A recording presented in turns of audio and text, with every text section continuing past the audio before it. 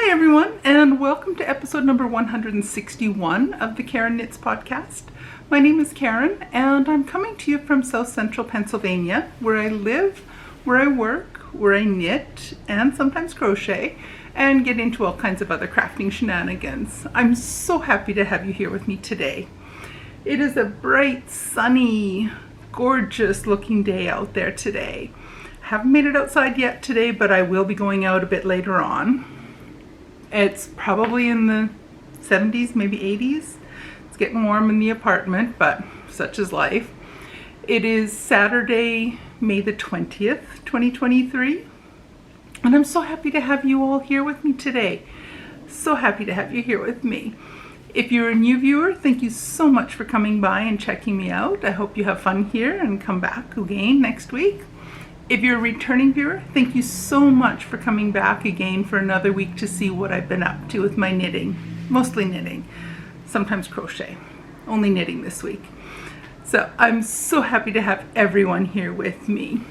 If you haven't yet done so, I would love it if you would subscribe to my little itty bitty channel. Maybe one day I'll break 1,000, but I'm not anywhere close to that yet. But that's my aim, to try to get over 1,000 subscribers. It's taking a long time, probably continue to take a long time yet. Anyway, you're not here for that. So I've had a good week knitting. I've got 2 existing whips, and I've got a goodly amount of progress done on both of them this past week, and I'm really happy with my progress.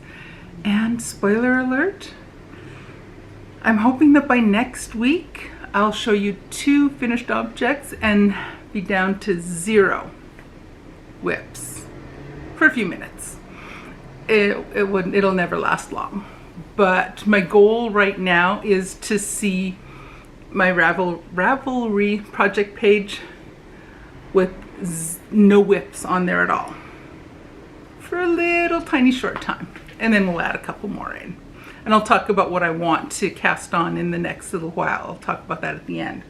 So this week I have spent most of the week working on, as I said, my 2 whips. One of them are my May Sorta Shorty toe-up socks. They are in my Moonstone Dye Works project bag. And I got a good bit of progress done on these this past week. I am tangled up. That's normal. Anyway. Here's where we're at now. And last week, I was midway through the gusset increasing, so I was at the cat marker here. So I finished the gusset increasing on both. I did both of the heel turns, heel flaps, and I've got just the first 2 or 3 rounds of the main color back again. So with these, what I typically do, so again, it's not a specific pattern I have for these. It's kind of following a basic toe-up recipe. I use a contrast color, which in this case is just a bare yarn for the toes, the heels, and I'll also do just a little pop of color like Kay Litton from the Crazy Sock Lady does on the top of her socks. I'll do that in the bare yarn. The main color is from my 12-day advent calendar from Orlando Fiber Arts. And these are the socks for box number 5, month, or as I'm doing it, month number 5. So these are for May. The toe works out to be 20 rounds. Then I do a marker every 10 rounds. And after the toe, I do 55 rounds. Then the gusset increasing is another 20 rounds, which makes it just the right length for my size 10-ish big foot. And then once I go back to the main color, I'll do usually around 25 rounds up the leg. And then I'll switch to doing a 2x2 rib, knit 2, purl 2 rib. And I will do that until I'm completely out of the yarn. So these are each of the skeins in this 12-day advent calendar are 50-gram sock weight yarn. And those are perfect for my sort of shorty socks that fit my foot and my leg just nicely. So I'll do 25 rounds in the main color, then 2x2 rib until I'm completely out of yarn, and then I will bring in the bare yarn and do another between 2 to 4 rounds of bare yarn at the top of the cuff and then bind off. And I like doing it that way so that I can use up all of this gorgeous yarn. So that's my progress on my sort of shorty socks for the week. And there's not a lot left to do. So I do want to get these done before June 1st rolls around so that I can open up month 6 or box number 6 and get going on my June sort of shorty socks. So I'm excited for that. So I should be able to get these done this week and have them finished. As I said, it's only 25 more rounds on the legs and then the cuff until I'm out of yarn. So that should be quite doable this week. The other progress I have made is on my Rachel top. And there's yarn everywhere on this right now, so bear with me. It is starting to look like a top. The front is done, the back is done, the shoulder seams are done, and the sleeves are in progress, both sleeves. And I am very close to done with this. I'm kind of hoping I can finish the knitting today. Then I'll just have to tuck in all the tails, do a few finishing touches on it, block it, and this I'm almost 100% certain will be a finished object when I see you next week. So now I'm running low on yarn. That's all I have left. It's right now about 8 grams. And I'm putting a marker on the sleeves every 10 rounds. So on this sleeve, I have done 40 rounds on the sleeve. There's no decreases, you just do straight stockinette. Then when you get to the end of the sleeve, you do a few rounds of purl and then finish it off. So this sleeve I'm at 40 rounds, which is about between 4.5 and 5 inches. And on this sleeve I am almost at 50 rounds. And I have, I'm almost 50 rounds, and this one is almost 6 inches now. And what my plan is, that the pattern says to go for 7 inches and then do the finishing part.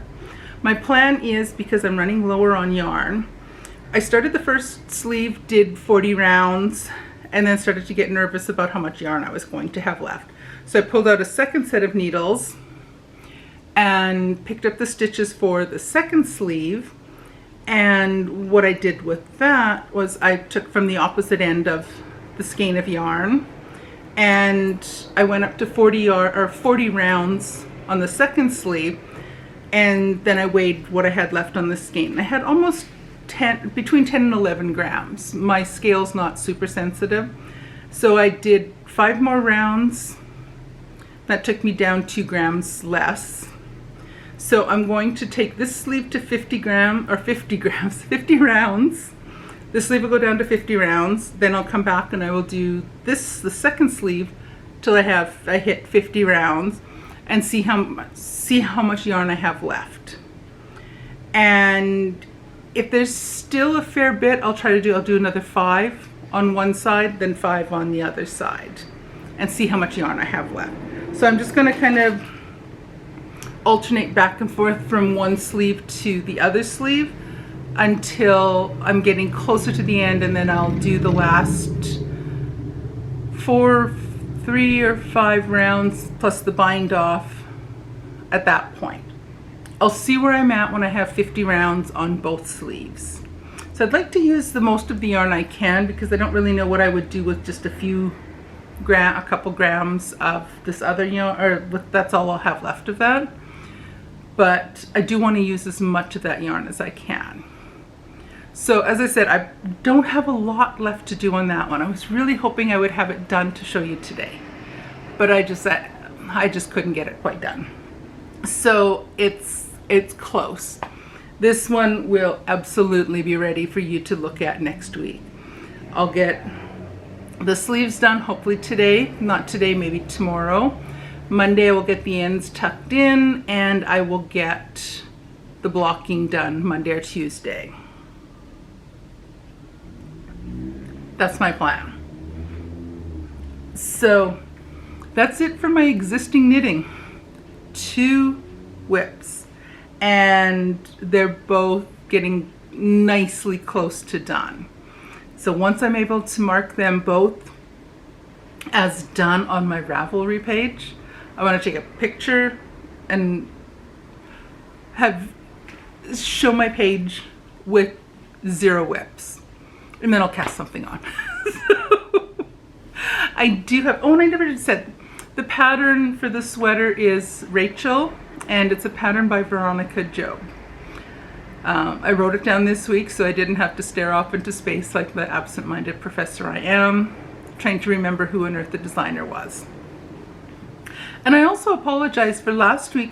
Something went wonky with the video. There was a block of the video where it was frozen.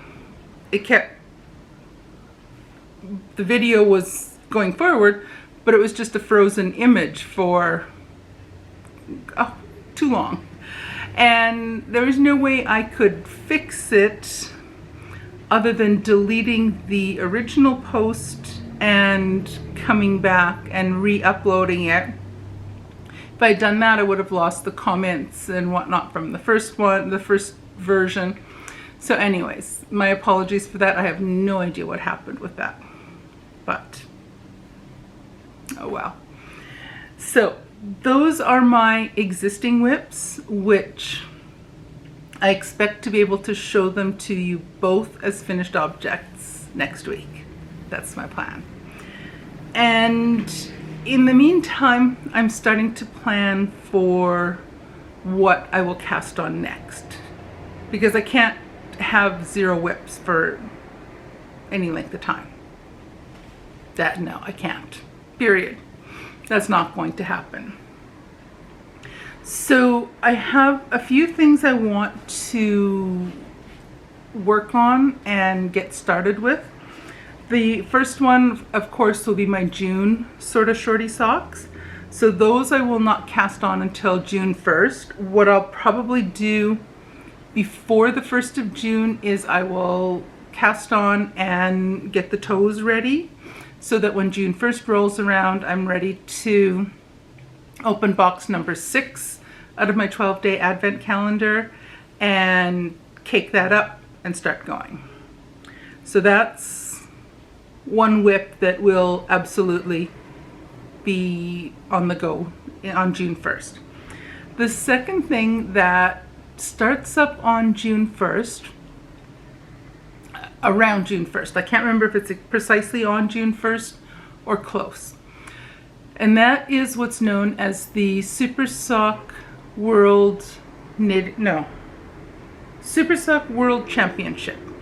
Now this is an offshoot of Tour de Sock that ran for many years up until just a few years back. And it's changed a little bit with how it's run and all of that stuff. But this is again another sock knitting competition. This one runs differently than Sock Madness. It's not as high intensity, for lack of a better word. What happens is I think every 2 weeks, I don't have the details 100% straight in my head right this moment, but roughly every 2 weeks we will get 2 patterns to choose from. Everyone had to register by the 15th of May, so registration is closed. There are 2 warm-up patterns out right now, but I'm opted to not cast those on right now. I might in the future, but not right now. Then around June 1st, the qualifying round pair of socks will be posted. And everyone who's registered will be able to choose one of 2 socks. And they always have them listed as a high octane and low octane pattern. And basically that just means that one of them is a little bit more complicated pattern, the high octane, and the low octane is a little bit less intense or complicated a pattern. So you can choose between either of those or both if you want. And you have the 2-week window to complete the pair of socks. Everyone chooses a team that they want to participate on, and you get a certain number of points for completing each of the pair of socks. And the point system modifies a little bit. If you modify the pattern a little bit, the way the points, you get fewer points. But you'll get the most points if you're the first person on your team to cross the finish line. Another set of points if you're, I believe it's for first, second, and third place, get a certain number of points. Then everyone after that gets, I think, 2 points. And then it runs for several rounds, I believe maybe 6 rounds, 4 rounds. I'm going on memory on a lot of this. So every 2 weeks there's a new pattern comes out, and you need to knit the qualifying round, one of the 2 qualifying round pair of socks in order to qualify to receive all of the other patterns throughout the competition. And at the end of all of this, the person with the most points wins. So it is sort of a speed knitting contest, but it's different than Sock Madness was, or is. So I'm going to be participating in that, so I will be casting on the qualifying round pair of socks sometime around the 1st of June. So then it'll be up to 2 whips. And then I am planning on joining a knit along with Karen from the Recreational Knitting Podcast. She is going to be knitting the Salty Air Tee, which is a pattern by Samantha Guerin, Guerin. And she's going to be knitting that, and anyone else who wants to join along and knit that with her are welcome to join. I love the look of the tee. It's a t-shirt, and it's a yoke. It has a lace yoke pattern, and then stocking it the rest of the way down. And that's a design I'm excited to knit. So I'm going to be using, I believe, the same kind of yarn that I used on my Rachel top, and on the purple one I did. What was that one called? The names escaped me. I'm going to be using the same type of yarn for that, which is loops and thread wool-like, because I just want to use up my stash. So I'll be using that, and I'll be using the light blue. So remember when I was trying to decide between this teal and the blue for starting the Rachel top, I'm going to use the blue yarn to make the Salty Air Tee? Yes, Salty Air Tee. I'm going to use that yarn for that. The design of the sweater is a little bit of a crop pattern, so I will absolutely be making it longer. I don't particularly want to have it as a crop design, and I'll probably make the sleeves a little bit longer as well. We'll see. They won't be long sleeves, but I'll do them probably to like just above the elbow length, as long as the yarn is enough yarn to do so. And where it's a top-down sweater, I'll be able to have enough yarn to do that. So that knit along begins June 1st. So where the 2 whips I have now are going to be done before June 1st. They better be done before June 1st. I'm actually hoping they're both done before, the 27th, 26th next week. I'm hoping that they're done before I see you next week. The other the other project I would kind of like to cast on, this was one that Amy from Fat Squirrel knit for herself recently. That's the Mystic Square by James N. Watts. And that yarn works well for a yarn that or that shirt. It's again, that one's more of a crop. I'll see how I'm going to move around that. But that one's a shirt that's done, it's modular and it's done in different sections, and then you pick up and add. So the long color changes will shift and change directions throughout the tee. And I really like the look of it. And I have several skeins of an appropriate yarn, I think, in the yarn that I got from my friend at church when she gave me that whole big pile of yarn of hers. There was a yarn, I can't remember if it's a Noro or something like that. So I'm thinking I might cast that one on as soon as I'm done these other 2 projects. If these 2 take a little bit longer and I'm not quite ready to cast on a larger project before the 1st of June, what I think I might, sorry, a morning dove just came and landed on our balcony railing there. So sorry, I'm easily distracted. Sorry about that. Easily distracted, now I lost my train of thought. So if it's getting a little too close to June the 1st when I'm finished with these other 2 projects, I might just crack out some of the cotton yarns that my friend from church gave me and do up a handful of dishcloths. I need more dishcloths for myself, and I'd like to have a little stockpile of them to give away as gifts. So I might just do that as just something simple and put the Mystic Square on hold and do that a little bit later. We shall see. We shall see. But other than that, not a lot else is new around here. It's been another quiet week. I've spent a goodly amount, as you can tell by my knitting, I have spent a goodly amount of time focusing on my knitting and just relaxing.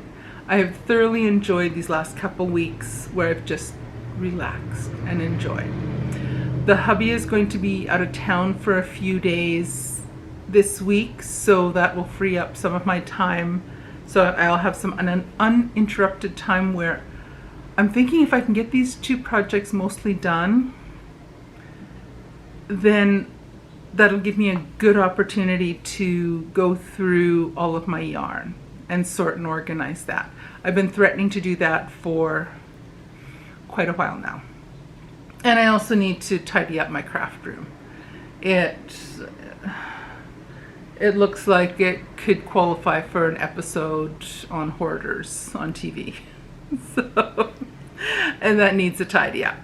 So the knitting to finish my 2 whips, tidy and sort my yarn is something I would really like to get done next week, and also get some tidying done on my craft room as well.